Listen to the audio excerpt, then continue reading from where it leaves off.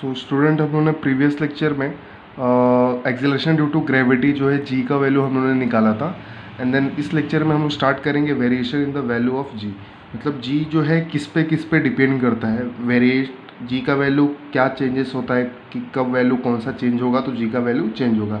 तो सबसे पहला है changes along with the surface of earth. मतलब अगर सरफेस ऑफ अर्थ अगर चेंज होगा, है ना, तो जी का वैल्यू इफेक्ट करेगा या नहीं करेगा, तो वो हम लोग देख लेते हैं। तो सबसे पहले कि yes the value of g changes along the surface of earth. मतलब अगर अर्थ का सरफेस आप चेंज करेंगे तो ये वैल्यू ऑफ जी जो है यहाँ पे चेंज होगा।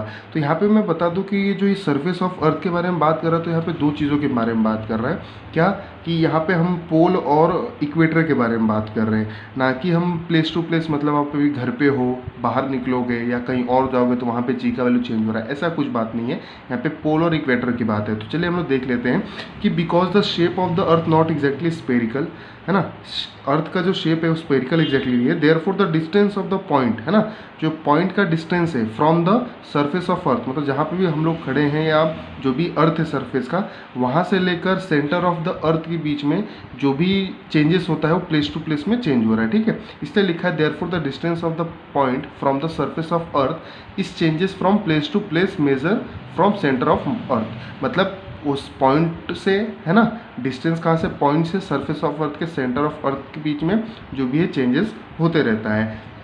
अब यहाँ पे लिखा हुआ है कि एट पोल पे रेडियस क्या होता है, स्मॉलेस्ट होता है। क्या होता है, रेडियस स्मॉलेस्ट होता है। तो रेडियस स्मॉलेस्ट है, इसका मतलब क्या हो गया कि अगर मैं फॉर्मूला लिखूँ, हमारा जी का फॉर्मूला क्या है, basically g is equal to G M upon r square. तो यहाँ पे क्लियरली पता चलता है कि g is inversely proportional to r square. मतलब अगर रेडियस अगर बढ़ेगा तो जी का वैल्यू कम होगा, बराबर। रेडियस अगर कम होगा तो जी का वैल्यू क्या होगा, बढ़ेगा। तो यहाँ पे देखिए पोल पे जो हमारा रेडियस होता है ना, स्मॉल होता है। क्या होता है, स्मॉल, मतलब कम हो रहा है। तो जी का वैल्यू वहाँ पे क्या रहेगा, ज़्यादा रहेगा। क्या रहेगा, पोल पे ज़्यादा रहेगा। और इक्वेटर पे रेडियस क्या है, लार्जेस्ट है। तो अगर इक्वेटर पे अगर रेडियस लार्जेस्ट है, मतलब रेडियस बड़ा है, तो यहाँ पे जी का वैल्यू क्या होगा, इक्वेटर पे कम होगा। तो यहाँ पे ध्यान रखना है। और आप लोग नोटिस करेंगे कि ये जो चेंजेस जो होता है ना due to surface of earth, तो कुछ ज़्यादा चेंजेस नहीं है। अगर आप नोटिस करेंगे 9.8 metre per second square and g equator 9.78 metre per second square. तो बेसिकली जो हम लोगों ने अभी वैल्यू ऑफ जी निकाला था ना on the surface of earth, तो ये कितना 9.77 ही समथिंग आया था। तो यहाँ पे मैं कुछ ज़्यादा इफेक्ट नहीं बोल सकते कि भाई सरफेस ऑफ अर्थ चेंज करने से कुछ ज़्यादा इफेक्ट आता है। बट हाँ, इनकेस मैथमेटिकली, है ना, प्रैक्टिकली जब हम लोग कुछ भी न्यूमेरिक नंबर करेंगे तो पोल पे भाई 9.8 है, तो इक्वेटर पे 9.7 है। क्लियर है, बिकॉज ऑफ दिस रेडियस, है ना। And you know g is inversely proportional to radius. Clear होगा। अभी जो नेक्स्ट हमारा है changes along with the height, है ना। मतलब अगर हाइट मेरा अगर चेंज हो रहा है, क्या हो रहा है, अगर मेरा हाइट चेंज हो रहा है तो क्या जी का वैल्यू इफेक्ट करेगा, तो बेसिकली बहुत ज़्यादा इफेक्ट करेगा, हाइट के ऊपर फुल्ली इफेक्ट करेगा, क्योंकि हमारा g is inversely proportional to 1/r² होता है। अभी आप लोगों ने देखा, तो अगर हाइट बढ़ रहा है तो यहाँ पे रेडियस बढ़ेगा, रेडियस बढ़ेगा तो यहाँ पे जी का वैल्यू क्या होगा, कम होते जाएगा। ठीक है, तो यहाँ पे देखिए सब एक कैसा मैथमेटिकली भी हम लोग रिलेट कर सकते हैं। तो अगर increase with height radius will be increase, radius if increase then g will be decrease. तो यहाँ पे मैं डायरेक्टली आप लोग के लिए टेबल बनाया हूँ। तो वहाँ पे हम लोग एक नॉर्मली हम लोग देख लेंगे तो आप लोगों को क्लियर हो जाएगा कि भाई हाइट से चेंजेस होता है या नहीं। और हाइट बढ़ेगा तो जी का वैल्यू कम होगा। अब देखिए यहाँ पे सरफेस ऑफ अर्थ, अगर normal surface of earth height कितना है, 0, तो वहाँ पे 9.8 है। क्लियर है। अब माउंट एवरेस्ट का जो हाइट है 8.8 किलोमीटर है, वहाँ पे भी 9.8 है, मतलब वहाँ पे भी इफेक्ट नहीं होता है। ठीक है, देखिए यहाँ पे डिपेंड करता है कि हाइट हमारा कहाँ तक है और कितनी डिस्टेंस तक है, तो वहाँ पे हमारा जी इफेक्ट करेगा। ये पर्टिकुलर 8.8 तक नहीं डिफेक्ट कर रहा है। अब maximum height reach by man made balloon, तो मैन मेड बलून जो है मैक्सिमम हाइट रीच करता है 36.6 किलोमीटर, वहाँ पे भी 9.77 है। तो जी के आप लोग देखेंगे ये सरफेस ऑफ अर्थ ही मैं बोल सकता हूँ। ठीक है, यहाँ पे भी कुछ ज़्यादा चेंजेस नहीं है। लेकिन इनकेस इसके आगे में बढ़ा तो देखिए height of a typical weather satellite, है ना, वेदर सैटेलाइट 400 किलोमीटर तक जाता है एंड वहाँ पे देखिए 8.7 हो गया। कम्युनिकेशन सैटेलाइट जो है 35,700 किलोमीटर जाता है, वहाँ पे 0.225 हो गया। तो यहाँ पे हाइट पे डिपेंड कर रहा है। अगर देख रहे हैं आप लोग हाइट क्या हो रहा है, अगर इंक्रीज हो रहा है, अगर मैं एरो बनाऊँ, हाइट क्या हो रहा है, यहाँ पे डाउनवर्ड डायरेक्शन में इंक्रीज होते जा रहा है ना। यहाँ पे अगर हाइट बढ़ रहा है तो ये क्या हो रहा है, जी का वैल्यू क्या हो रहा है, देखिए जी का वैल्यू क्या हो रहा है, ये हाइट जो है प्लस में जा रहा है, तो जी का वैल्यू क्या हो रहा है, देखिए डिक्रीज हो रहा है। डिक्रीज मतलब माइनस में जा रहा है। ठीक है, तो यहाँ पे क्लियर है कि हाइट जो है इन्वर्सली प्रोपोर्शनल है, क्योंकि रेडियस जो है इन्वर्सली प्रोपोर्शनल है जी से। क्लियर हो गया, ठीक है। चलिए अभी देखते हैं हम लोग चेंजेस विद द डेप्थ। मतलब अगर हम लोग देखिए, हम लोग सरफेस ऑफ अर्थ पे जाएँ, है ना, ऊंचाई पे पहुंच गए, अगर हम लोग डेप्थ में जाएंगे, गहराई में जाएंगे, है ना, ज़मीन के अंदर, तो वहाँ पे क्या होगा, तो यहाँ पे लिखा हुआ है as we go inside the earth, है ना, अर्थ के अंदर जाएंगे the value of r decreases. Clear है, क्योंकि यहाँ पे जी जो है इन्वर्सली प्रोपोर्शनल है 1/r² के, तो हमारा आर का वैल्यू क्या होगा, अंदर हम लोग जाएंगे तो क्या होगा, डिक्रीज होगा। तो इस इक्वेशन से अगर आर का वैल्यू डिक्रीज हो रहा है तो जी का वैल्यू क्या होगा, बढ़ेगा। क्लियर है, तो r decrease and as per this condition the value of g increases. तो यहाँ पे कंडीशन के हिसाब से क्या हो रहा है, जी का वैल्यू बढ़ रहा है। बट एक और कंडीशन होता है कि भाई हमारा यहाँ पे अगर हम लोग अंदर जाएंगे, है ना, as we go inside the part of the earth which contribute the g f मतलब gravitational force felt by object also decreases. अब ये क्या बोलना चाहता है, कहने का मतलब इनका क्या है कि भाई जो हमारा फोर्स होता है वो डायरेक्टली प्रोपोर्शनल है, क्या है, m1 और m2 से। मतलब अगर वहाँ पे मास अगर जिसका ज़्यादा है तो उसका ग्रेविटेशनल फोर्स भी क्या रहेगा, ज़्यादा रहेगा। क्लियर है। अब यहाँ पे क्या बोल रहा है कि जैसे हम लोग अंदर जाएंगे ना, अर्थ के अंदर जाएंगे, तो वहाँ पे जो हमें ग्रेविटेशनल फोर्स जो फेल्ट होगा ना, महसूस होगा, वो क्या होगा, कम महसूस होगा। क्या होगा, कम महसूस होगा, है ना। तो वहाँ पे लिखा हुआ है gravitational force felt by object also decreases. मतलब कि जैसे हम अंदर जाएंगे तो दो बातें होंगी। देखिए यहाँ पे मैं वापस में रिवाइज करना चाहूँगा, यहाँ पे दो बातें होंगी। पहला क्या कि भाई रेडियस कम होगा, उसका रेडियस कम होगा तो जी बढ़ेगा इस इक्वेशन से। लेकिन एक और बात भी हो रहा है कि आप अंदर जा रहे हो तो आपको जो फोर्स ऑफ ग्रेविटी जो आपके ऊपर एक्ट हो रहा है वो कम हो रहा है। अगर ये कम होगा तो ये तो फोर्स डायरेक्टली प्रोपोर्शनल है मास से ना, तो मास भी क्या होगा, कम होगा कि नहीं, मास भी क्या होगा, कम होगा। बाय दिस इक्वेशन मास कम होगा। अगर मास कम हो रहा है, अगर जो है मास कम हो रहा है, तो मैं यहाँ पे जी का अगर पूरा फॉर्मूला लिखूँ, acceleration due to gravity gm/r², gm/r²। अगर ये मास कम हो रहा है तो यहाँ पे क्या होगा कि मास अगर ये कम हो रहा है तो जी डायरेक्टली प्रोपोर्शनल है, किससे प्रोपोर्शनल है, मास से। अगर यहाँ से इक्वेशन से मैं बोलूँ तो मास अगर कम हो रहा है तो जी भी क्या होगा, कम होगा। तो यहाँ पे एक कॉन्ट्राडिक्शन अराइज होता है कि एक ही कंडीशन में दो वेरीज कैसे हो रहे हैं, कि एक तो रेडियस भी कम हो रहा है तो जी बढ़ रहा है, एक तो मास कम हो रहा है तो जी भी कम हो रहा है बाय दिस इक्वेशन। तो यहाँ पे मैं combine effect by combining the result of r and by combining the from second point में लिख सकता हूँ। देखो we can say that value of m also decreases, जैसा कि मैंने आप लोगों को अभी बताया। As a combined result we can say that value of g decreases as we go inside the earth. तो अगर मैं दोनों कंडीशन को कंबाइन करूंगा तो जो ज़्यादा इफेक्ट करता है मुझे, वो कौन इफेक्ट करता है, मेरा मास, है ना। तो मास किस पे डिपेंड करता है, फोर्स ऑफ ग्रेविटी। तो फोर्स ऑफ ग्रेविटी अंदर जाने पे कम महसूस होता है, और फोर्स ऑफ ग्रेविटी कम महसूस होगा तो हमारा जी का वैल्यू कम होगा। तो कंबाइंड रिजल्ट से मेरा एक कंक्लूजन निकलता है कि जी का वैल्यू डिक्रीज होगा as we go inside the अर्थ। मतलब यहाँ पे क्लियर है। तो यहाँ पे मैं एक तीनों जो है रिवाइज कर देता हूँ। तो सरफेस ऑफ अर्थ के ऊपर जो है ज़्यादा इफेक्ट नहीं करता, पोल और इक्वेटर पे आप लोगों ने देखा। दूसरा हाइट पे, तो अगर हाइट बढ़ रहा है, अगर हाइट बढ़ रहा है तो जी का वैल्यू क्या होगा, कम हो रहा है। क्या हो रहा है, कम हो रहा है। हम लोग डेप्थ भी बढ़ा रहे हैं, डेप्थ अगर बढ़ रहा है तो जी का वैल्यू क्या होगा, हमारा डिक्रीज होगा। जी का वैल्यू क्या होगा, डिक्रीज होगा। तो ये दो बातें ऐसा आप लोग याद में रख सकता है कि अगर डेप्थ बढ़ रहा है, गहराई में हम लोग जा रहे हैं अर्थ के, तो जी भी कम हो रहा है। हाइट बढ़ रहा है तो जी कम हो रहा है। इज दैट क्लियर, यहाँ पे आप लोगों को क्लियरली समझ में आ रहेगा। अभी चलिए हम लोग थिंक अबाउट इट में दिया हुआ है क्वेश्चन, क्या, will the direction of gravitational force changes as we go inside the earth. No, क्योंकि डायरेक्शन ऑफ अर्थ का उससे मतलब अंदर जाने बाहर जाने से मतलब नहीं है भाई। उसका सेंटर ऑफ अर्थ, अगर अर्थ का सेंटर अगर चेंज हो रहा है तो वहाँ पे डायरेक्शन चेंज होगा ना, क्योंकि हमारा ग्रेविटेशनल फोर्स जो है, हमारा डायरेक्शन उसका किस पे डिपेंड करता है, हमारा डायरेक्शन जो है डिपेंड करता है उसके सेंटर ऑफ अर्थ पे। इसलिए लिखा हुआ है no it will change only when you pass the earth centre. आप अर्थ सेंटर को पास कर दो, कहीं और साइड चले जाओ, मूव टुवर्ड्स अदर साइड, तो आपका जो है डायरेक्शन जो है ग्रेविटेशनल फोर्स का चेंज हो जाएगा। क्लियर है। चलिए अगला जो दिया हुआ इसी में, what will be the value of g at the centre of earth. मतलब बोला है कि जो gravitational acceleration due to gravity है ना, सेंटर ऑफ अर्थ पे कितना होगा, सेंटर ऑफ अर्थ पे कितना होगा, सेंटर पे कितना होगा। तो ऑब्वियसली इसका आंसर है जीरो। क्या है, जीरो। क्यों, क्योंकि सेंटर ऑफ अर्थ पे जो मेरा एवरेज डिस्टेंस जो होगा आर होगा, वो क्या होगा, जीरो होगा। क्या होगा, जीरो। तो value of g at centre of earth will be zero. Because the r is zero. और एक और चीज़ मैं बोल सकता हूँ कि जो फोर्स ऑफ ग्रेविटेशन जो है ना वहाँ पे जीरो हो जाएगा। क्यों हो जाएगा? क्योंकि जो मास है हमारा, फोर्स ऑफ ग्रेविटेशन जो है मास पे डिपेंड करता है, ठीक है, मास पे डिपेंड करता है। तो यहाँ पे जो मास रहेगा ना वो क्या रहेगा, ऑल साइड से इक्वली पुल करेगा, मतलब वहाँ पे सेंटर पे है तो हर एक साइड से जो फोर्स उसको लगेगा ना, हर एक साइड से वो कैसा रहेगा, इक्वल लगेगा। और इक्वल लगने से ग्रेविटेशनल फोर्स क्या हो जाएगा, जीरो। उसकी वजह से आर जीरो, तो value of g at centre will be zero. Clear हो गया? तो आप लोग को ये एमसीक्यू में पूछ सकता है कि what will be the value of g at centre of the earth. Clear है? तो चलिए हम लोग अगला पॉइंट देखते हैं। अगला पॉइंट हमें क्या दे रखा है कि यहाँ पे हमारा जो वैल्यू है मास एंड वेट का, है ना। अभी हमारा जो नेक्स्ट टॉपिक दिया हुआ है, क्या दिया हुआ है, मास एंड वेट। तो बेसिकली बहुत ही एक बेसिक टॉपिक है जो आप लोग नॉर्मली डेली लाइफ में आप लोग यूज़ करता है, ये दोनों वर्ड जो है आप लोग यूज़ करता रहेगा।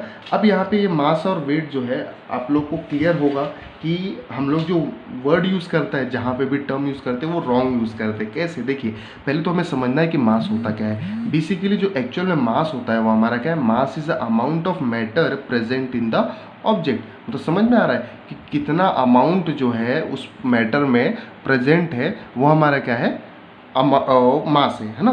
तो अब यहाँ पे समझ सकता है कि मतलब कि हम लोग जो भी बोल रहे हैं वो क्या है कि अमाउंट ऑफ मैटर, मतलब जो भी उसके एटम मॉलिक्यूल्स जो भी मिलकर बना है ना, वो भी ऑब्जेक्ट, उसको हम लोग बोलते हैं मास बोलते हैं। It is scalar quantity. Scalar quantity क्यों है? क्योंकि ये सिर्फ मैग्नीट्यूड है, डायरेक्शन पे डिपेंड नहीं करता। देखिए, दो टाइप की क्वांटिटी होते हैं, एक स्केलर होता है ना, स्केलर होता है और एक वेक्टर होता है। तो वेक्टर, स्केलर क्या होता है, सिर्फ और सिर्फ मैग्नीट्यूड होता है, और वेक्टर क्या होता है, मैग्नीट्यूड के साथ में प्लस क्या होता है, हमारा डायरेक्शन होता है। अब यहाँ पे समझने वाली बात क्या है कि जो भाई मैग्नीट्यूड है ना हमारा, जो यहाँ पे मैग्नीट्यूड का मतलब होता है नंबर्स, क्या होते हैं, नंबर। तो यहाँ पे हम लोग मास जो है हम लोग खाली बोलते हैं कि भाई 2 किलो 4 किलो, है ना, तो वो सिर्फ नंबर्स है, that's why it is a scalar quantity. और एक वहाँ पे तीसरा पॉइंट दिया हुआ है, its value same everywhere doesn't change even we go to the another planet. सीधी बात है, इसका वैल्यू जो है चेंज नहीं होता है। कोई भी जगह पे जाने पे, आप अनदर प्लैनेट पे भी चले जाओ तो वहाँ पे भी आपका वैल्यू जो है चेंज नहीं होगा। जितना आपका, अगर अभी अर्थ पे अभी आपका 50 किलो वेट है तो आप मून पे भी जाओगे तो 50 किलो ही रहने वाला है आपका मास, नॉट अ वेट। मास आपका उतना ही रहने वाला है। अब चलिए वेट के बारे में बात करते हैं। तो बेसिकली वेट क्या होता है, the force with which earth attract the object. मतलब यहाँ पे वेट है, फोर्स कहाँ से आ गया भाई, तो बेसिकली एक मैं न्यूमेरिक वर्ड से मैं बोल सकता हूँ कि वेट इक्वल टू मैं फोर्स बोल सकता हूँ। कैसे? देखिए, जैसे कि हम लोग को पता है कि हमारा फोर्स इक्वल टू क्या होता है, फोर्स इक्वल टू होती है माँ होती है, बराबर, mass into acceleration. Where is weight क्या होता है हमारा, वेट इक्वल टू mg होता है ना। तो हमारा f की जगह पे मैं अगर ma है तो a की जगह पे अगर मैं क्या लिख सकता हूँ, एक्सेलरेशन ड्यू टू ग्रेविटी, क्योंकि a भी मेरा क्या है, a है, और सरफेस ऑफ अर्थ पे एक्सेलरेशन ड्यू टू ग्रेविटी। तो वेट और f दोनों सेम हो जाता है बाय mg। इसीलिए हम लोग जो है जितना फोर्स का जो यूनिट है न्यूटन, तो यहाँ पे हम लोग वेट का भी यूनिट क्या बोलेंगे, न्यूटन ही बोलेंगे। क्या बोलेंगे? न्यूटन। तो ये ध्यान में रखना है आप लोग को कि अब जो है मास और वेट में फ़र्क क्या है। तो आप लोग देखेंगे तो मास में सिर्फ मास m है, अमाउंट ऑफ मैटर, लेकिन ये वेट में, मास में एक्सेलरेशन ड्यू टू ग्रेविटी है। मतलब ये जो है वेट जो है किस पे डिपेंड करता है, fully depend on this g। अगर आपका g जैसी डिफ्लेक्ट होगा, g अगर चेंज हो रहा है तो आपका वेट चेंज हो रहा है, ये चीज़ समझ लीजिएगा। इसलिए हम लोग जी का वैल्यू हर एक जगह सेम नहीं हो सकता। The value of weight is changes from place to place. आप लोगों ने समझा रहेगा, जी का वैल्यू अगर पोल पे है तो आपका वेट कुछ और रहेगा, जी का वैल्यू इक्वेटर पे है तो उसका वेट अलग रहेगा, जी का वैल्यू मून पे कम रहता है, वेट आपका कम हो जाएगा। तो जी का वैल्यू जैसा आपका इंक्रीज डिक्रीज होगा वैसे ही आपका वेट होगा। इसीलिए यहाँ पे हम लोग जब कभी भी बोलते हैं ना कि अरे नॉर्मली हम लोग फ्रेंड्स में डील करते हैं या बात करते हैं कि तुम्हारा वेट कितना है, तो ये स्टेटमेंट गलत होता है। वेट नहीं, एक्चुअल में मास होता है। वो क्या होता है, मास। क्योंकि वेट तो क्या है कि नॉर्मल कैसा कि डिपेंड करता है जी पे, तो जी तो अर्थ सरफेस पे सेम ही है ना, जी क्या है, सेम है। और एक्चुअल में वेट का यूनिट न्यूटन होता है, लेकिन ये कैसा कॉन्ट्राडिक्शन है। और नॉर्मली हम लोग यूज़ करते हैं वेट, और मतलब नॉर्मल डेली लाइफ में हम लोग जब भी डील करते हैं तो वेट और मास का यूनिट हम लोग दोनों में केजी में बोलते हैं। मास का यूनिट तो नॉर्मल केजी में होता ही है, तो हम लोग वेट भी बोलते हैं ना, तो इसका वजन कितना होगा, इसका वेट कितना हो गया, तो केजी में ही हम लोग डील करते हैं। But in a scientific language में अगर मैं बात करूँगा तो वेट का यूनिट जो है न्यूटन होगा, और वेट जो है किस पे डिपेंड करेगा, जी पे। तो ध्यान रखिएगा, बहुत ही ये कैसा है कि छोटा सा और एक बोल सकते हैं नाजुक सा टॉपिक है, जिसको आपको ध्यान में रखना है कि भाई मास होता है केजी जो है अमाउंट ऑफ मैटर, वेट होता है फोर्स, है ना, जो अट्रैक्ट करता है ऑब्जेक्ट को, ठीक है, जो कि जो है हमारा जी पे डिपेंड करता है, that is acceleration due to gravity. बस इतना ध्यान में रखना है, ठीक है। चलिए, और यहाँ पे हम लोग बोल सकते हैं क्या कि अगर हमारा वेट क्या है, वेक्टर क्वांटिटी बोल सकता हूँ। क्यों? क्योंकि हमारा वेट किस पर क्या है, इक्वल टू फोर्स के, और force is a vector quantity. Clear है? चलिए, अगला जो हमारा टॉपिक है उसके बारे में हम लोग देख लेते हैं। तो अगला टॉपिक हम लोग को क्या दिया हुआ है, फ्री फॉल। क्या दिया हुआ है? Free fall. नहीं, उसके पहले एक यूज योर ब्रेन पावर दिया हुआ है, तो चलिए वो देख लेते हैं हम लोग। तो यूज योर ब्रेन पावर है क्या, है ना। तो यूज योर ब्रेन पावर दिया हुआ है, will your weight same as you go about the surface of earth. No भाई, क्योंकि सरफेस ऑफ अर्थ के ऊपर जा रहे हैं तो हाइट बढ़ रहा है ना। क्या बढ़ रहा है? हाइट बढ़ रहा है। हाइट बढ़ेगा तो जी क्या हो रहा है, कम हो रहा है। अगर जी कम हो रहा है, अगर जी जैसी डिफ्लेक्ट हो रहा है, तो वहाँ पे वेट भी चेंज होगा ना। वेट क्या होता है, एम जी होता है। अगर जी बढ़ रहा है या घट रहा है तो कुछ ना कुछ तो उस पर इफेक्ट तो करेगा ही। तो भाई वो सेम नहीं हो सकता। No, it will be change. ये भाई चेंज होगा। क्लियर है? अब कैसे होगा आपको समझ में आ रहेगा, क्योंकि हाइट बढ़ना मतलब जी का घटना, जी का घटना मतलब W में चेंजेस आना, W इज वेट में चेंजेस आना। चलिए, अगला दिया हुआ है, suppose you are standing on a tall ladder. आप एक बड़े से सीढ़ी पे खड़े हैं और जिसका distance, if your distance from the centre of earth, मतलब सेंटर ऑफ अर्थ से 2r है। 2r मतलब समझ रहे हो, रेडियस ऑफ अर्थ होता है हमारा 6.4 इंटू 10⁶ में होता है। 2r मतलब उसका 2 गुना। What will be your weight, तो आपका वेट कितना होगा। तो चलिए हम लोग देख लेते हैं बेसिकली वेट का फॉर्मूला क्या होता है। चलिए मैं कोरिलेट कर देता हूँ हमारे डिस्टेंस से। देखिए, कभी भी कोई एक चीज़ से दूसरा कोरिलेट करके क्वेश्चन पूछे ना, तो उनके बीच में रिश्ता देखिए, रिश्ता ढूंढिए, रिश्ता क्या है, उनके बीच में रिलेशन क्या है। देखिए, यहाँ पे वेट का बोला है और डिस्टेंस का बोला है, ठीक है, मतलब रेडियस का बोला है। तो मैं वेट और रेडियस के बीच में पहले रिलेशन निकालूंगा। तो हमारा वेट क्या होता है, वेट होता है एम जी होता है, बराबर। क्या होता है, एम जी। तो मैं वेट को इक्वल टू मैं क्या बोल सकता हूँ, फोर्स इक्वल टू वेट बोल सकता हूँ ना, क्योंकि फोर्स भी क्या होता है, mass into acceleration, where is equal to mass into g. ये बोल सकता हूँ ना, ये दोनों इक्वल है। तो वेट की जगह पे मैं फोर्स रख दूँ, चलेगा ना। तो यहाँ पे आप लोगों को पता हो जाएगा। अभी ये जो हमने वैल्यू निकाला ही रहेगा, तो वेट हमारा क्या इक्वल टू फोर्स के बराबर ही मैं बोल सकता हूँ। तो फोर्स इक्वल टू क्या होता है, G M small m upon r square, है ना। तो f is inversely proportional to 1 upon r square. तो यहाँ पे मैं भी बोल सकता हूँ कि therefore weight is also inversely proportional to 1 upon r square, क्योंकि f और w क्या है, इक्वल है ना। मतलब इतना क्लियर होगा कि जो वेट सरफेस ऑफ अर्थ पे रहेगा वो 1 अपॉन आर स्क्वायर से डिक्रीज करेगा। क्या होगा, इनिशियल 1 अपॉन आर स्क्वायर से डिक्रीज करेगा। तो यहाँ पे मेरे को डिस्टेंस कितने का पूछा है, 2r का। तो हमारा वेट कितना होगा अगर 2r हो गया, तो वेट भाई कितना होगा, चलिए निकाल देता हूँ। Weight is inversely proportional to 1 upon r square. तो r अभी क्या है, 2r है, तो 2r का होल स्क्वायर। तो मैं लिख सकता हूँ यहाँ पे w is inversely proportional to 1 upon 4r square. अब यहाँ पे एक चीज़ क्लियर है क्या, कि हमारा जो वेट है वो एक्चुअल में क्या होगा, 1/4 होगा। क्या होगा, 1/4, है ना। तो यहाँ पे मैं लिख सकता हूँ, है ना, एट 2r डिस्टेंस पे, है ना, वेट क्या होगा हमारा, वेट विल बी 1/4, है ना, 1/4 ऑफ योर इनिशियल वेट। मतलब जो भाई आपका पहले का जो वेट रहेगा ना सरफेस ऑफ अर्थ पे, तो वहाँ पे 1/4 हो जाएगा। क्या हो जाएगा, वो 1/4। क्लियर है? कैसे 1/4 है, क्योंकि वेट जो है इन्वर्सली प्रोपोर्शनल होता है हमारे डिस्टेंस से।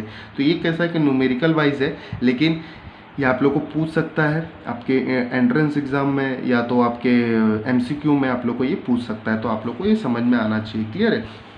चलिए हम लोग अगला जो टॉपिक देखते हैं, क्या है हमारा, फ्री फॉल है। क्या है, फ्री फॉल। तो फ्री फॉल बेसिकली क्या होता है, देखिए नाम यहाँ पे फ्री मतलब आज़ाद, फॉल मतलब गिरना, आज़ादी से गिरना, है ना।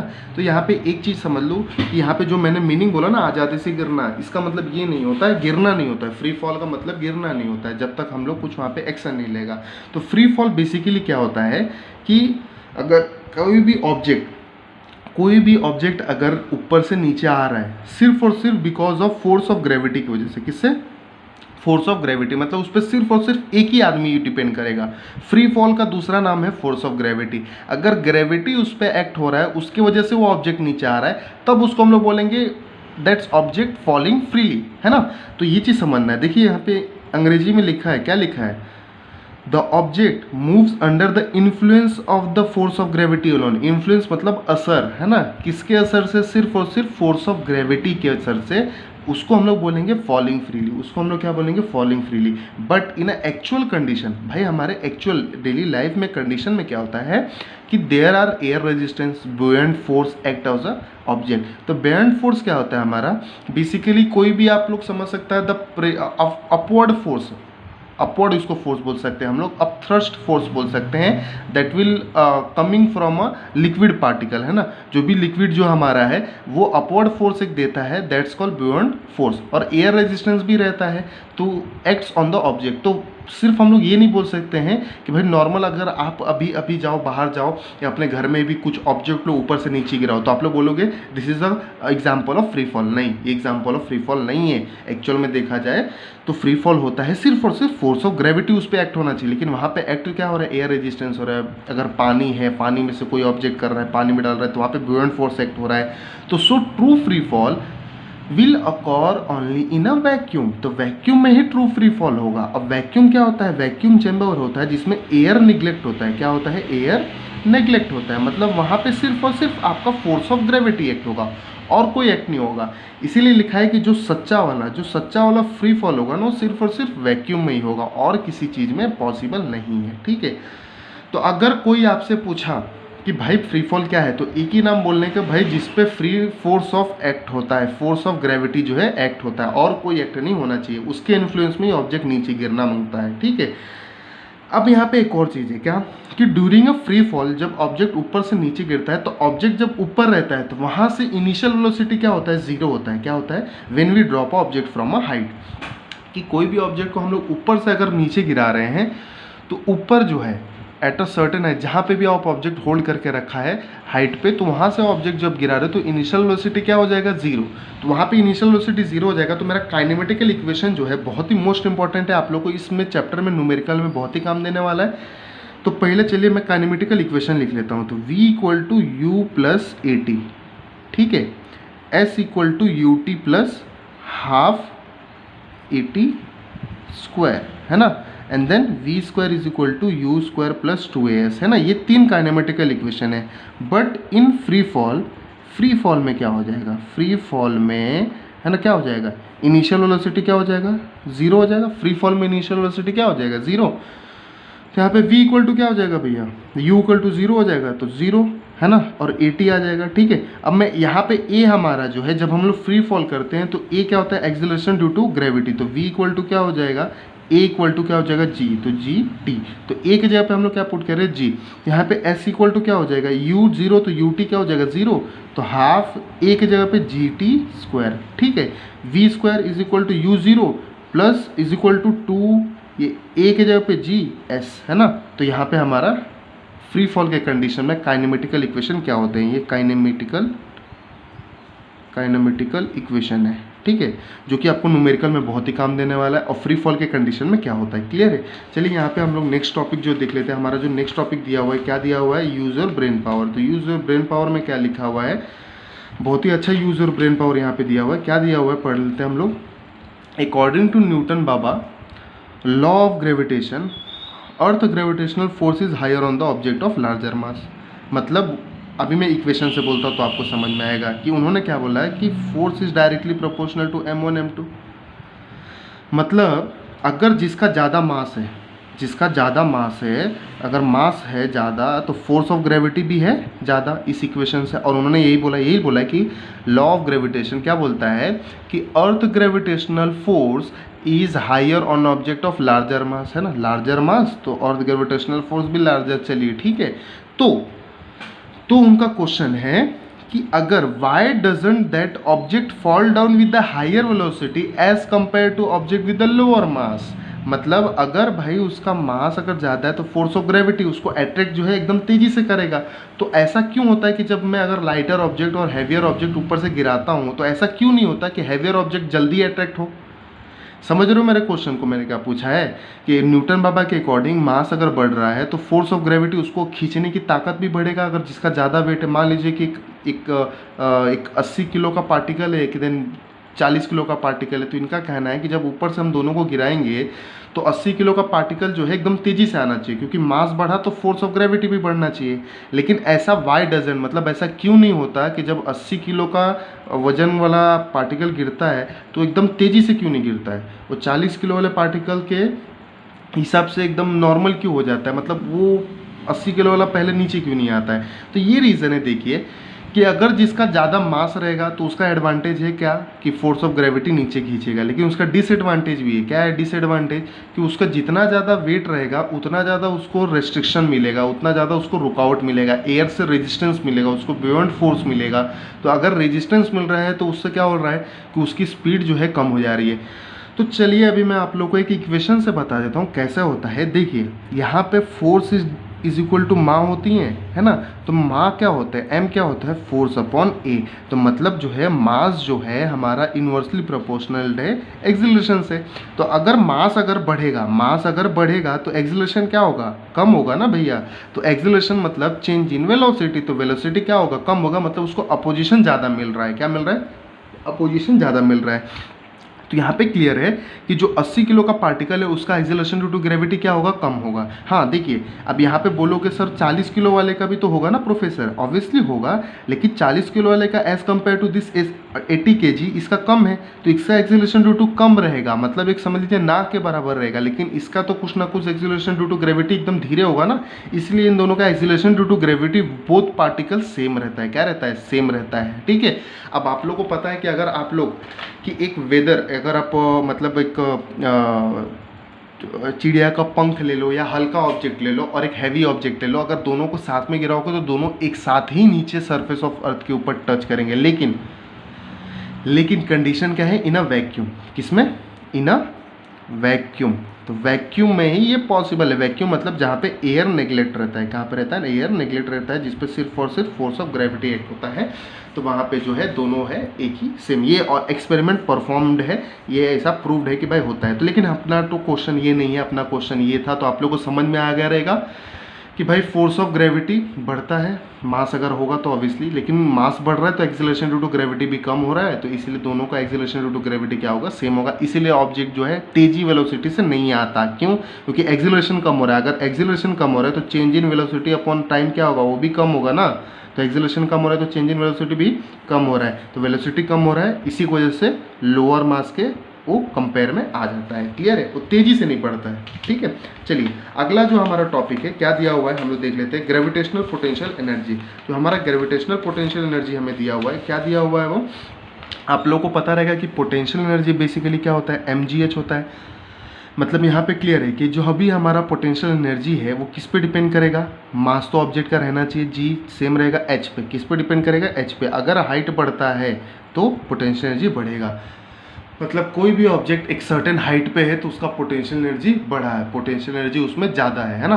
तो अगर कोई भी ऑब्जेक्ट में हाइट से अगर नीचे गिरा रहा हो स्टोन को, तो उसका पोटेंशियल एनर्जी क्या है, उस टाइम पे मैक्सिमम है। और धीरे धीरे जैसे वो नीचे आता है तो उसका हाइट क्या होता है, कम होता है, तो पोटेंशियल एनर्जी भी क्या होता है, कम होने लगता है। क्या होने लगता है, कम होने लगता है। और वहाँ पे काइनेटिक एनर्जी बढ़ जाता है क्योंकि उसकी वेलोसिटी बढ़ जाती है। तो ये चीज़ ध्यान रखना है, अगर हाइट कम तो पोटेंशियल एनर्जी कम, तो काइनेटिक एनर्जी बढ़ेगा। ठीक है, अब ये कैसे बढ़ेगा काइनेटिक एनर्जी, क्योंकि काइनेटिक एनर्जी बेसिकली होता क्या है, हाफ mv²। तो वेलोसिटी बढ़ रहा है तो काइनेटिक एनर्जी बढ़ रहा है। पोटेंशियल एनर्जी होता है mgh, हाइट कम हो रहा है तो पोटेंशियल एनर्जी भी कम होगा ना।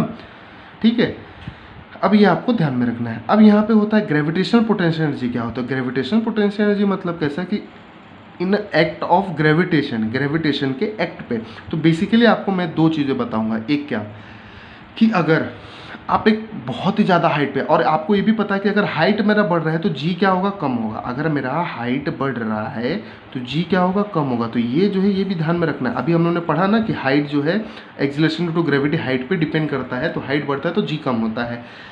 तो अगर मान लीजिए जो आपका हाइट है एट इन्फिनाइट डिस्टेंस पे है, मतलब आपका जो पार्टिकल है एकदम इन्फिनाइट डिस्टेंस पे है, एकदम अनगिनत डिस्टेंस पे है, अनगिनत हाइट पे है, तो वहाँ पे मैं एक डायरेक्टली बोल सकता हूँ जी का वैल्यू 0 है।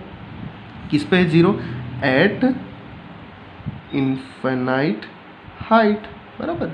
इन्फिनाइट हाइट पे जी का वैल्यू 0 बोल सकता हूँ। क्लियर है कि नहीं। अगर जी का वैल्यू 0 हो गया तो पोटेंशियल एनर्जी क्या हो जाएगा, 0 हो जाएगा ना। देन यहाँ पे मैं लिख सकता हूँ, देन क्या, then potential energy is equal to also 0। ये कंडीशन है ना, जी का value zero at infinite height, then potential energy भी जीरो हो जाएगा। तो यहाँ पे अगर हाइट पे ज़्यादा हाइट पे यहाँ पे बोल सकता हूँ, ज़्यादा हाइट पे क्या हो रहा है, जी का वैल्यू जीरो हो रहा है। तो अगर हाइट कम है उसका तो जी का वैल्यू क्या होगा, जीरो से कम होगा ना। Smallest distance at smallest distance मतलब हाइट पे क्या होगा, h is equal to decrease होगा। तो यहाँ पे हम बोल सकते हो जी का वैल्यू क्या आ रहा है, एक शॉर्ट मतलब एक मैथमेटिकली बोल सकता हूँ नेगेटिव आएगा। जी का वैल्यू क्या आएगा वहाँ पे, जी का वैल्यू जीरो से कम आएगा मतलब नेगेटिव आएगा। दैट्स वाई कि यहाँ पे मेरा जो ग्रेविटेशनल पोटेंशियल एनर्जी हो जाएगा, जो पोटेंशियल एनर्जी वो माइनस में हो जाएगा because of g is negative. And then gravitational potential energy at a certain height पे क्या हो जाएगा, मतलब एट इन्फिनाइट हाइट से कम पे क्या हो जाएगा, minus of G M m upon r plus h. तो ये ग्रेविटेशनल पोटेंशियल एनर्जी का फॉर्मूला है। तो बेसिकली आपको ये थ्योरेटिकल चीज़ें न्यूमेरिकल में काम नहीं आने वाला है, पूछना नहीं है ये। तो आप लोग को इतना समझ में आएगा कि ये माइनस क्यों है, because of the smaller distance g is negative then also it is also negative. ठीक है, चलिए आगे हम लोग बढ़ते हैं। नेक्स्ट और लास्ट हमारा टॉपिक दिया हुआ है एस्केप वेलोसिटी। बहुत ही अच्छा टॉपिक है। तो ये एस्केप वेलोसिटी होता है क्या है, देखिए वेलोसिटी मतलब होता है, हिंदी में बोलते हैं वेग बोलते हैं या गति बोलते हैं। एस्केप मतलब होता है भाई चले जाना, एस्केप मतलब तू भाई चले जा, है ना, आज़ाद है तू, एस्केप। अब इसका एक्चुअल मीनिंग क्या होता है, मतलब इतनी velocity, the velocity required to object, मतलब जो भी वेलोसिटी है ऑब्जेक्ट को चाहिए so it can overcome the force of gravity. ध्यान रखिएगा कि भाई इसको फोर्स ऑफ ग्रेविटी से बाहर जाना है। अगर फोर्स ऑफ ग्रेविटी से बाहर जाना है उसको हम बोलते हैं एस्केप वेलोसिटी। मतलब उतना तुम उसको तेजी दे दो, उतना उसको वेलोसिटी दे दो कि वो फोर्स ऑफ ग्रेविटी से बाहर चले जाए, फोर्स ऑफ ग्रेविटी से वो क्या चले जाए, बाहर चले जाए। उस वेलोसिटी को हम लोग बोलेंगे एस्केप वेलोसिटी। क्या बोलेंगे, एस्केप वेलोसिटी। मतलब उसको इतना वेलोसिटी मिल गया कि उसको अर्थ जो है अट्रैक्ट ही नहीं कर पाएगा। इसका मैंने आप लोग को बीच में नेक्स्ट प्रीवियस वाले में बताया था कि आप लोगों ने कोई मिल गया मूवी देखा रहेगा तो उसमें जो है ऋतिक रोशन एक सीन में बॉल जो है अपना वॉलीबॉल जो है एकदम तेज़ी से पैर से मारता है तो वो आसमान में जाता है, वापस नीचे ही नहीं आता है। समझ में आ रहा है क्यों नहीं नीचे आता है, क्योंकि उसका जो फोर्स ऑफ ग्रेविटी है ना वो ओवरकम कर जाता है। मतलब वो दूरी इतना हाइट तक पहुंच जाता है कि उसका हाइट के बाद उसको जो ग्रेविटी अट्रैक्ट करता है वो अट्रैक्ट ही नहीं कर पाएगा। ठीक है, वो कहीं और स्पेस में चले जाता है, वो नीचे आएगा नहीं, या कहीं और चले जाएगा लेकिन नीचे नहीं आएगा। ठीक है, अब ये वेलोसिटी होती कितनी है, उतनी वेलोसिटी हमें पता कैसे लगे कितनी वेलोसिटी से मारता है। चलिए उसको हम लोग निकालते हैं न्यूटन के थर्ड इक्वेशन ऑफ काइनेमेटिक। अभी मैंने जो लिखा है तो v square equal to u square plus 2s। अब आपको पता है कि कोई भी ऑब्जेक्ट एक सर्टेन हाइट पे जाता है उसके बाद तो एक फ्रैक्शन ऑफ सेकेंड के लिए थम जाता है, रुक जाता है। आप लोग ऑब्जर्व करोगे तो उसका फाइनल वेलोसिटी क्या हो जाएगा, जीरो। तो एट अ हाइट है ना, some point h equal to final velocity equal to zero. तो फाइनल वेलोसिटी जीरो हो जाएगा और s का वैल्यू इक्वल टू क्या ले रहा हूँ मैं, यहाँ पे h ले रहा हूँ, क्या ले रहा हूँ, h, है ना, मेरा मतलब मेरा हाइट, और a का value acceleration due to gravity. तो यहाँ पे पुट कीजिए वैल्यू, तो v का वैल्यू जीरो हो जाएगा, जीरो का स्क्वायर जीरो ही होता है, यू स्क्वायर प्लस 2 हो जाएगा, एस एच हो जाएगा। तो हमें यहाँ पे निकालना है क्या है, हाइट निकालना है ना। तो हमारा कितने हाइट तक पहुँचेगा, है ना। तो हमारा हाइट क्या हो जाएगा, तो ये क्या हो जाएगा 2gh, यू स्क्वायर उधर जाएगा तो ये माइनस 2gh हो जाएगा, यू स्क्वायर इक्वल टू, तो h इक्वल टू क्या हो जाएगा हमारा minus you square upon 2g। तो ये जो है हमारा मैक्सिमम हाइट जो है रहेगा कि उतने पे वो ऑब्जेक्ट नीचे नहीं आएगा, वो उड़ जाएगा वो। तो मैक्सिमम जो हाइट है, height is directly proportional to u square. तो यू स्क्वायर मतलब क्या होता है, इनिशियल वेलोसिटी। ये जो है ये क्या है, इनिशियल वेलोसिटी। तो आपका एक चीज़ क्लियर है, मैंने आपको एक आपका ब्रेन पावर में भी बताया था मैंने कि जो भी हाइट है वो डिपेंड करेगा आपकी इनिशियल वेलोसिटी, आप कितने तेज़ी से फेंकता है वो डिपेंड करेगा। तो आपका जो हाइट अगर निकालना चाहता है तो आपकी वेलोसिटी निकालो, अब जी सेम रहेगा उसमें पुट करो, आपको पता चल जाएगा कि इतने हाइट पे वो फोर्स ऑफ ग्रेविटी जो है अट्रैक्ट नहीं करेगा, वो ऑब्जेक्ट जो है बाहर चले जाएगा। क्लियर है, ये हमारा टॉपिक जो है एस्केप वेलोसिटी यहाँ पे कंप्लीट होता है। तो हमारा चैप्टर यहाँ पे कंप्लीट होता है, आपका फर्स्ट आपका ग्रेविटेशन। तो हम लोग जो अभी यहाँ पे एक और आप लोग को दिया हुआ है डू यू नो करके, तो बहुत ही अच्छा टॉपिक है, इसलिए मैंने ये आप लोग को वेटलेसनेस इन स्पेस का बता रखा हूँ कि भाई स्पेस में आदमी जो है वेटलेसनेस महसूस क्यों करता है, ऐसा क्यों लगता है कि भाई, अब यहाँ पे वेटलेसनेस का मतलब क्या है कि ऐसा नहीं कि उसका वेट कम हो जाता है, ये कैसा है, एक सेंसेशन पार्ट है कि उसको महसूस होता है कि मेरे अंदर कोई वेट ही नहीं है। अब ऐसा क्यों होता है देखिए, तो वेटलेसनेस बेसिकली जो है हमारा डिपेंड करता है। अब यहाँ पे एक चीज़ है कि आपसे कोई भी पूछेगा ना बच्चों से, तो यही आदमी जवाब देगा कि भाई उसके अंदर ग्रेविटी नहीं है इसलिए वेटलेसनेस महसूस होता है। तो ये इसका आंसर रॉन्ग है। ऐसा नहीं कि वहाँ पे ग्रेविटी नहीं है भैया, वहाँ पे ग्रेविटी है, तभी तो जो अर्थ के अराउंड में मून रिवॉल्व कर पा रहा है ना, दूसरे प्लैनेट रिवॉल्व कर पा रहे हैं, किसकी वजह से? बिकॉज ऑफ ग्रेविटी ना। तो ग्रेविटी है वहाँ पे, ऐसा नहीं कि ग्रेविटी की वजह से नहीं है। जो भी आप सैटेलाइट भेज रहे हो वो किसके अट्रैक्ट हो रहा है, नहीं वरना नीचे गिर जाता ना वो, है ना, क्योंकि ग्रेविटी है वहाँ पे। अब देखिए वहाँ पे ग्रेविटी है ना, यहाँ पे क्लियर है कि स्पेस में ग्रेविटी प्रेजेंट है, ठीक है। अगर ग्रेविटी प्रेजेंट है वहाँ पे, तो वहाँ पे आप क्वेश्चन पूछेगा। देखिए 1 बाय 1 क्वेश्चन आप लोग पूछेगा। सबसे पहला बोलोगे वेटलेसनेस तो ग्रेविटी नहीं है इसकी वजह से, तो मैंने बताया ग्रेविटी है। क्यों है आप लोगों को पता रहेगा कि वहाँ पे जो भी मून जो है अर्थ के अराउंड में रिवॉल्व कर रहा है, तो बिकॉज ऑफ ग्रेविटी। तो आप लोग बोलेगा प्रोफेसर अगर ग्रेविटी है तो ग्रेविटी तो नीचे खींचता है ना, सबको नीचे अपनी तरफ खींचता है। तो आप जो है मून जो है, कोई भी ऑब्जेक्ट, मून और सैटेलाइट जो है, मून और सैटेलाइट जो है वहाँ पे डाउनवर्ड डायरेक्शन में क्यों नहीं आ रहा है ना, अट्रैक्ट, है ना, वाई, यहाँ पे लिख सकते हो वाई मून और सैटेलाइट नॉट अट्रैक्ट, है ना, टूवर्ड्स अर्थ। तो ये भी सही बात है, अगर ग्रेविटी है तो मून और सैटेलाइट जो है अर्थ की तरफ अट्रैक्ट क्यों नहीं आ रहे, क्यों नहीं हो रहे हैं अट्रैक्ट? इसका रीज़न क्या है कि भाई उसका एक orbital velocity, because of orbital velocity बोल सकते हैं। ऑर्बिटल वेलोसिटी क्या है कि भाई वो जिस अपने एक रास्ते में घूम रहा है, वो इतनी तेज़ी से वेलोसिटी से घूम रहा है कि वो ग्रेविटी को ओवरकम कर पा रहा है। ग्रेविटी को मतलब उसके अट्रैक्शन से ओवरकम कर पा रहा है, वो अपने ऑर्बिटल में ही घूमते रहेगा। तो because of this orbital velocity वहाँ पे क्या होता है कि मून जो है और सैटेलाइट जो है अर्थ की तरफ अट्रैक्ट नहीं होते। हाँ, यहाँ पे ऑर्बिटल वेलोसिटी अगर ओवरकम कर गया तो क्या हो जाएगा, फॉल हो जाएगा, है ना, फ्री फॉल हो जाएगा because of force of gravity. तो यहाँ पे ऑर्बिटल वेलोसिटी है, उसकी खुद की एक पाथ वेलोसिटी है, इसलिए वो वहाँ पे घूमते रहता है, ठीक है।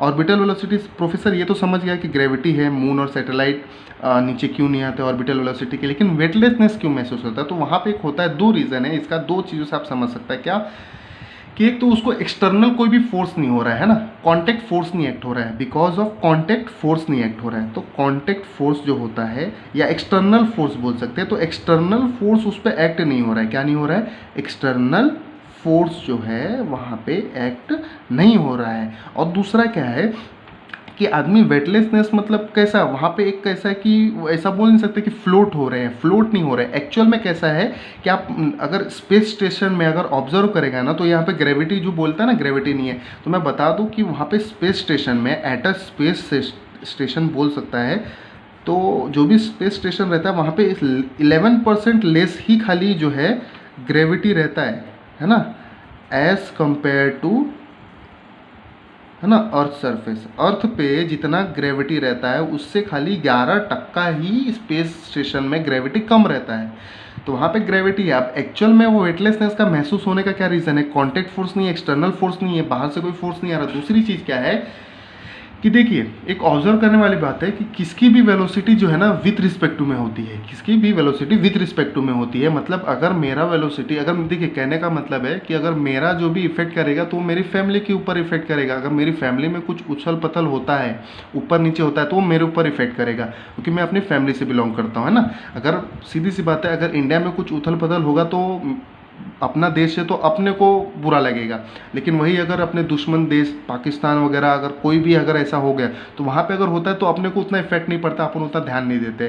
तो यहाँ पे विथ रिस्पेक्ट टू का एक समझाने का मतलब यही है कि उसका वेटलेसनेस होने का मतलब क्या है कि भाई जो विथ रिस्पेक्ट टू में है कि हमारा जो भी ऑर्बिटल वेलोसिटी है ना, तो वहाँ पे कोई भी ऑब्जेक्ट का, है ना, कोई भी ऑब्जेक्ट वहाँ पे जो भी रहेगा, तो वहाँ पे या पार्टिकल रहने दो या मैन रहने दो, वहाँ पे जो भी बंदा रहेगा तो वहाँ पे किसकी वेलोसिटी से वो घूम रहा है? वो ऑर्बिटल वेलोसिटी, जो अंदर की जो वेलोसिटी रहेगी ना, वहाँ पे उस वेलोसिटी से जो अंदर क्या हो रहा है, वो घूम रहा है। वो अंदर वहाँ पे फ्लोट नहीं कर रहा है। अगर फ्लोट करता तो नीचे आ जाता, तो वहाँ पे वो उसकी वेलोसिटी से जो है घूम रहा है। इसीलिए उसको लगता है कि भाई मेरे अंदर वेट नहीं है। जो भी एस्ट्रोनॉट रहता है उसको लगता है भाई मेरे अंदर वेट नहीं है, बिकॉज ऑफ कॉन्टेक्ट फोर्स और एक्सटर्नल फोर्स ना होने की वजह से, और उसकी विथ रिस्पेक्ट टू वेलोसिटी की वजह से कि भाई वहाँ पे वेलोसिटी जो है, मेरे वेलोसिटी किसके विथ रिस्पेक्ट टू में जा रही है ना, वो ऑर्बिटल वेलोसिटी के, जो उधर की की वेलोसिटी, इसलिए हमें लगता है कि भाई वो स्पेस में हमें वेट महसूस नहीं होता है। क्लियर है, यही इसका रीज़न है, बाकी ग्रेविटी से रिलेटेड कोई ऐसा रीज़न नहीं है।